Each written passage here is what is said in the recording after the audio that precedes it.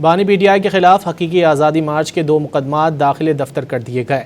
District and session courts Islamabad में बानी पाकिस्तान तहरीक इंसाफ के खिलाफ हकीकी आज़ादी मार्च 2022 से मुतालिक दर्ज 2 मुकदमात के मामले पर समाअत हुई। वकील सफ़ाई ने मौक़िफ़ अपनाया कि दोनों मुकदमात में मुतअद्दिद मुल्ज़िमान पहले ही बरी हो चुके हैं। दलाइल सुनने के बाद अदालत ने बानी पीटीआई के खिलाफ दोनों मुकदमात दाखिले दफ्तर करने का हुक्म दे दिया।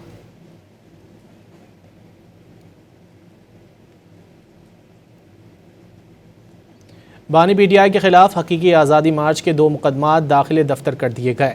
District and session courts Islamabad में बानी पाकिस्तान तहरीक इंसाफ के खिलाफ हकीकी आज़ादी मार्च 2022 से मुतालिक दर्ज 2 मुकदमात के मामले पर समाअत हुई। वकील सफ़ाई ने मौक़िफ़ अपनाया कि दोनों मुकदमात में मुतअद्दिद मुल्ज़िमान पहले ही बरी हो चुके हैं। दलाइल सुनने के बाद अदालत ने बानी पीटीआई के खिलाफ दोनों मुकदमात दाखिले दफ्तर करने का हुक्म दे दिया।